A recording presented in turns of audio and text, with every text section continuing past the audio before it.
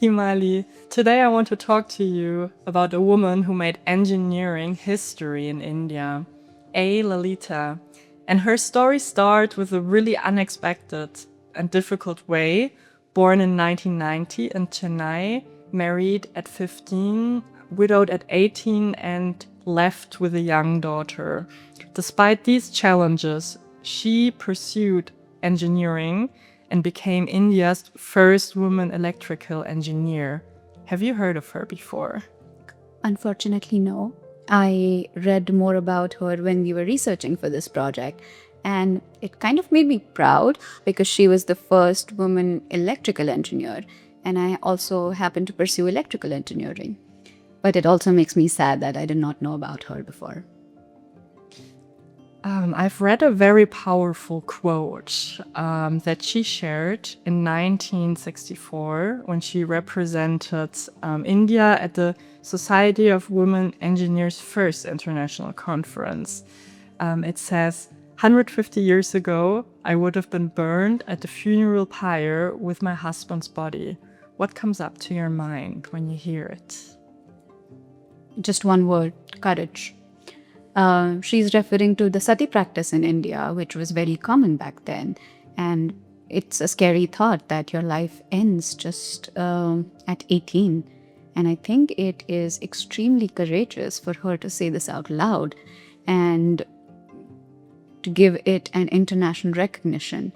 And not only this, she was setting an example for her daughter. And I think that's really trailblazing, so to say. That's true. And she also entered the College of Engineering, Gindi CG, in 1940 as a student of the four-year electrical engineering program.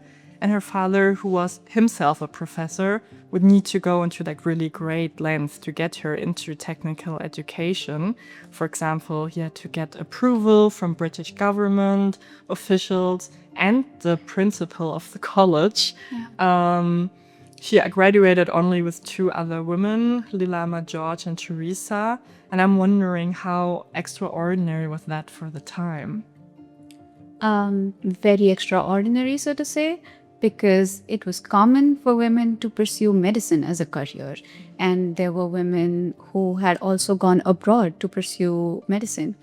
But a career for women in the technical education was unheard of before. So I think it was extraordinary, but at the same time, I imagine that it would have been very lonely for these three to study with their male colleagues. That's true. And I do remember looking at her degree certificate together with you. Yeah. What did you find striking there? Just the scratched he pronoun. I mean, you see how significant this is because the education system did not even consider women could pursue a technical education. So I think that was really extraordinary. Don't you think so? I think so, and I think it's one of the biggest innovations, as you could say so. Yeah. Also, her career then begins at the Central Standards Organization of India as an engineering assistant, and she continued to become an established engineer at the Associated Electrical Industries in 1948. And I'm wondering what projects really distinguished her career from your perspective? As far as I remember, she worked on the transmission systems in India, and she was a significant contributor to the Bhakra-Nangal Dam project as well. And I think this is really interesting. And I remember that in between this, she also supported her father in his research work. So let's say she was an engineer who also pursued research in her career. I think that's really interesting because she did everything that she could. I think she was able to achieve success in her professional career only because of her family. As I remember, her father supported her in getting education in the first place, and her sister and her sister-in-law and her brothers were there for her and her daughter as well. And her sister and her sister-in-law raised her daughter as their own. And I think that's really great. And that's women supporting other women. And in her professional capacity as an engineer, she could also kind of choose how she worked because she was also a mother and she had responsibilities towards her daughter as well. So she kind of took a step back from field work and decided to have, let's say, a consultancy experience, kind of giving her technical expertise on the project, but not extensively traveling for work. And I think this kind of flexibility helped her balance the role of a mother and an engineer at the same time. That's amazing to hear. And she was indeed very successful, even on international ground.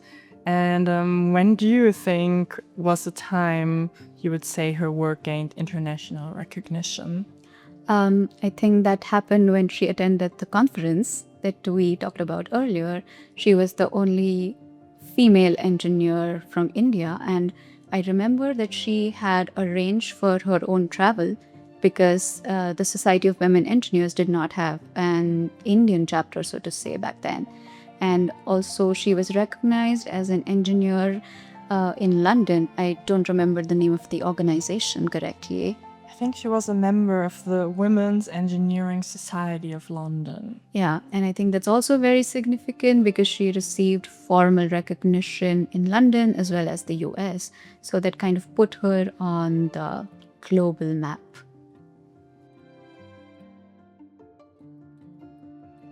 And finally, what lessons can modern energy professionals learn from her life? I'll talk about my personal takeaway.